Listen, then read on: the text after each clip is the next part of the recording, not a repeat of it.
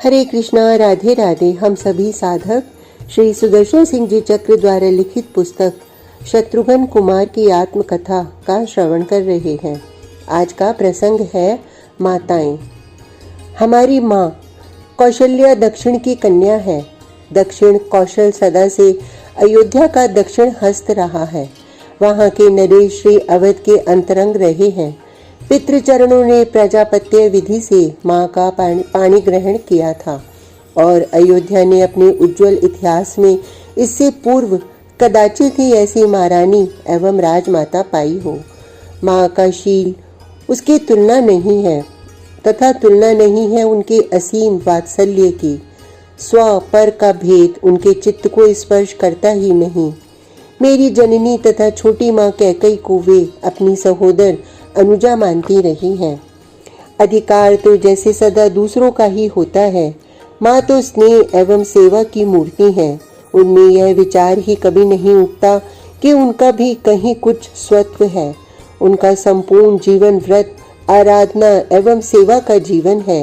वे दिव्यत्व की सचल प्रतिमा, किंतु सुभद्र वे धराधाम पर न पधारती श्री रघुनाथ किसे जननी बनाते।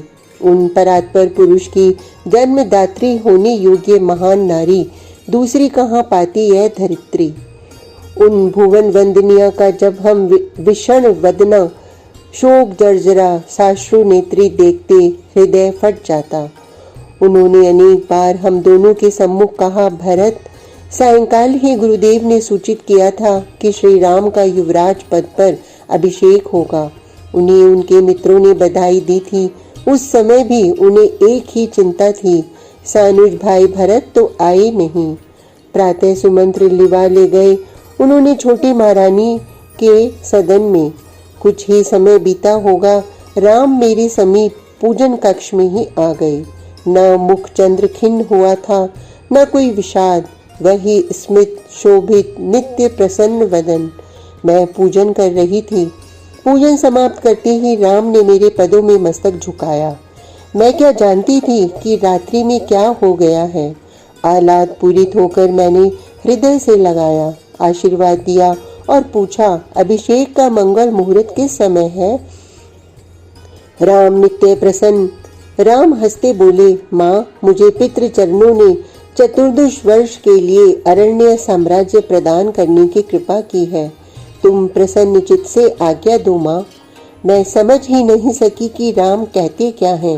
वे तो परिहास में भी असत्य नहीं बोलते। साथ में महात्म्य महाअमात्य के कुमार आए थे। उन्होंने मुझे पूरा वृतांत सुनाया। सहसा वज्राघात भी इतना दारुण नहीं होता होगा भरत। मेरी वाणी असमर्थ हो गई कुछ क्षण। श्री चक्रवर्ती महाराज ने राम को वनवास दिया होता। महाराज पर मेरा अधिकार था, राम को रोक सकती थी मैं, किंतु वनवास तो दिया था राम की छोटी माता ने। मैं बीच में बोलने वाली कौन। राम मेरे कब थे।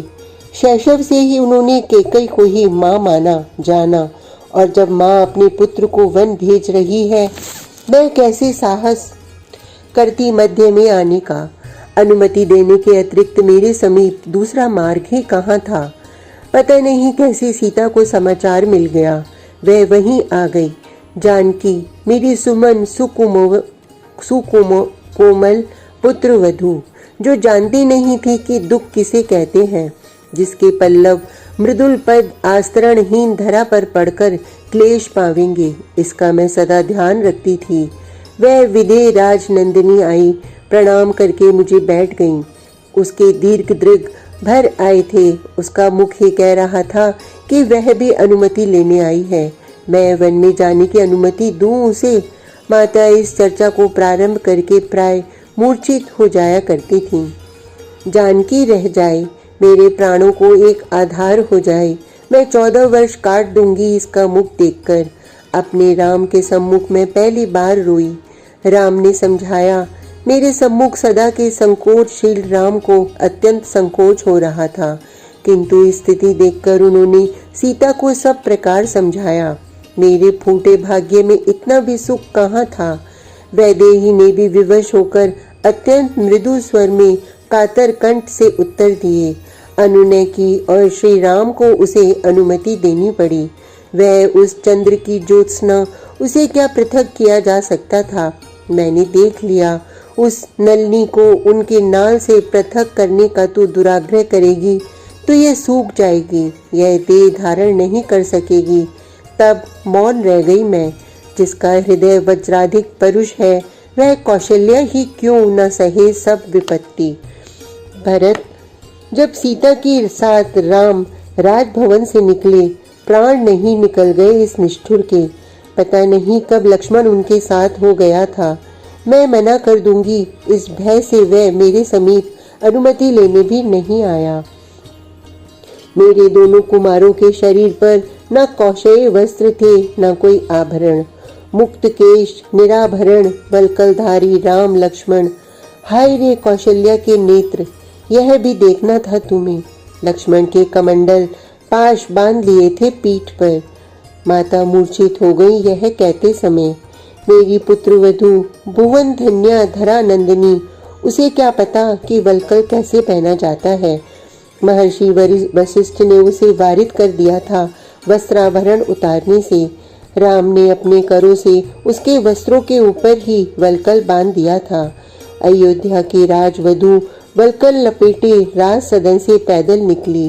देवी श्रुतकीर्ति फूट कर क्रंदन कर उठी।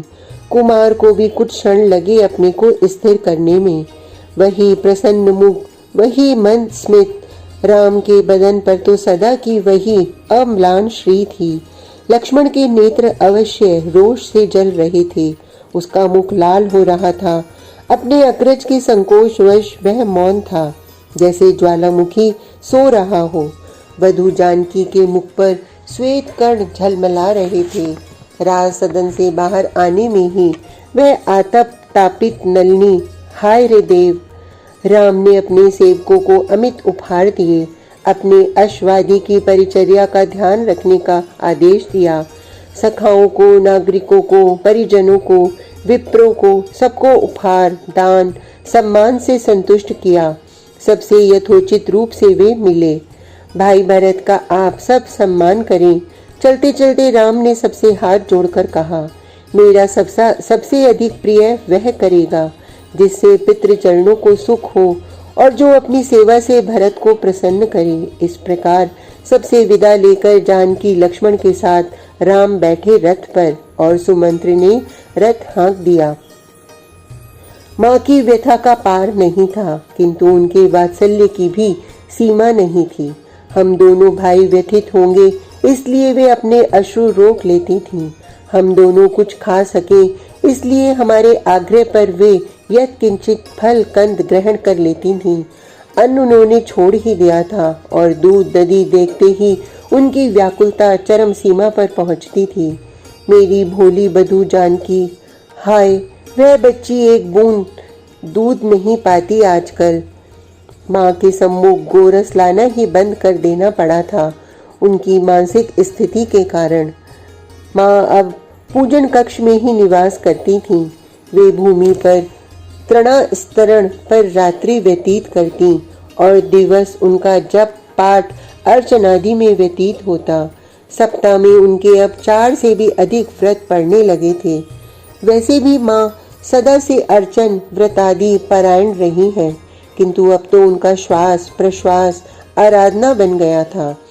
भरत कहाँ है? भरत ने जलपान ग्रहण किया। भरत का ध्यान रखना, उसकी व्यथा की सीमा नहीं है। इधर माँ को सदा श्री भरत लाल की ही चिंता लगी रहती है। वे इस चिंता में जैसे श्री राम वियोग को भूल ही गई हैं। हम दोनों भाइयों का रात्रि विश्राम स्थान अब माँ का ही स्थान हो गया था। माँ के अंक को छोड़कर इस विपत्ति के व्यथा भरे दिनों में और आश्रय भी कहाँ था हमें। सुभद्र मेरी जननी सौमित्र देश की कन्या है। उनके पिता ने उन्हें स्वयं पितृचरणों को आमंत्रित करके अर्पित किया। वे अयोध्या आईं और राज सदन की अधिष्ठात्री हो गईं। उनकी प्रबंध पटुता प्रख्यात है और उनकी सावधानी, उनका शील, एक सेवक तक को भी कभी कोई असुविधा नहीं होने दी उन्होंने। पितृचरणों के मुख से सुना है मैंने, महारानी तो सुमित्रा ही हैं। राज सदन की समस्त व्यवस्था की वे सहज अधीश्वरी। उन्होंने हम सबको निश्चिंत कर दिया है।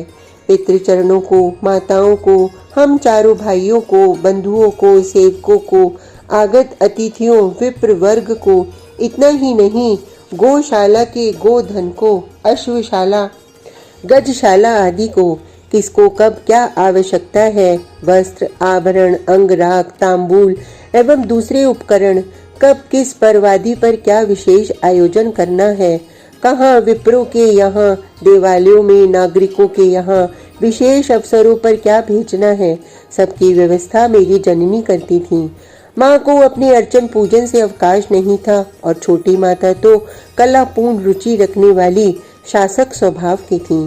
वे श्रृंगार प्रिय एवं मान धनी थीं। व्यवस्था की ओर से जननी ने सबको निश्चिंत रखा। ब्राह्म मुहूर्त से लेकर अर्धरात्रि तक व्यस्त रहती थीं। उन्हें राज सदन में ढूंढना पड़ता था, क्योंकि एक स्थान पर वे रह नहीं पाती थीं, किंतु जहां उनका प्रयोजन हो उन्हें ठीक क्षण में अवश्य उपस्थित देखा जाता था।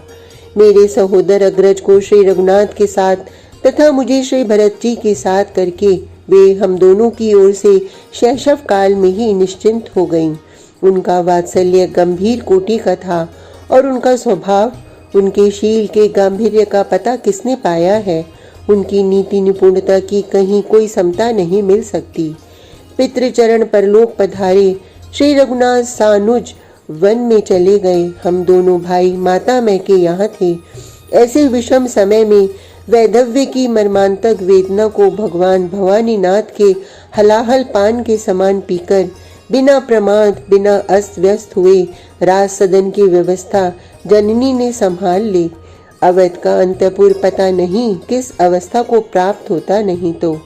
उन दिनों उनकी विषमावस्था सुभद्र कल्पना भी थकित हो उठती है। माँ बार बार मूर्छित होती थी। हम तीनों भाइयों की वधुओं की अवस्था, उसमें भी छोटी भाभी की वेदना को संभालना, कोई सेविका, कोई सेवक अपनी सहज अवस्था में नहीं था। सब व्याकुल थे।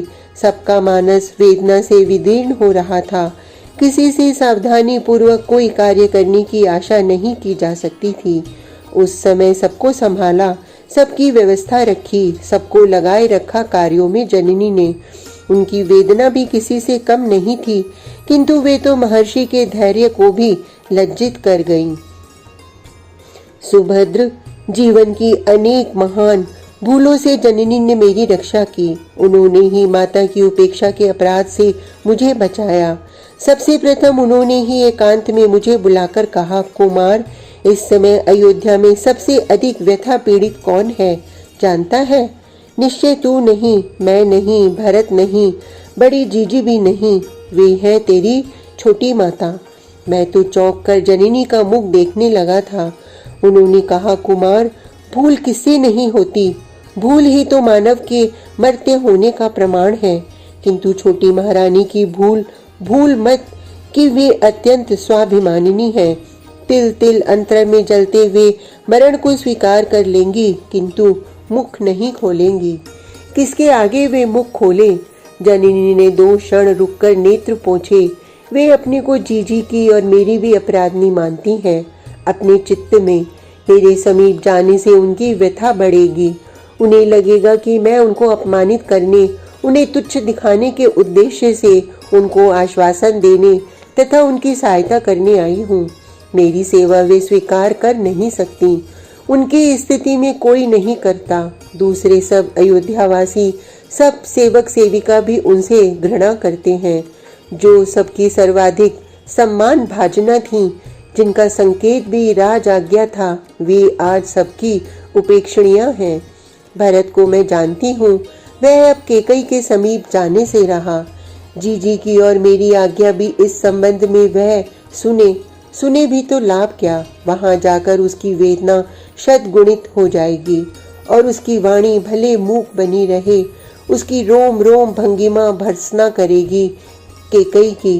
भरत का कुछ नहीं कहा जा सकता, किंतु कुमार, जननी ने गंभीरता पूर्वक मेरी ओर देखा, तुझे यदि मेरा कुछ प्रिय करना है एवं अपने महान भाई श्री राम की भी प्रसन्नता अभिप्रेत है, तो अपनी छोटी माता का सबसे अधिक ध्यान रख। उस आश्रयहीना, भाग्य वंचिता, सर्व लांछिता दुखिया का जैसे बने संतुष्ट रखने का प्रयत्न करता रहे।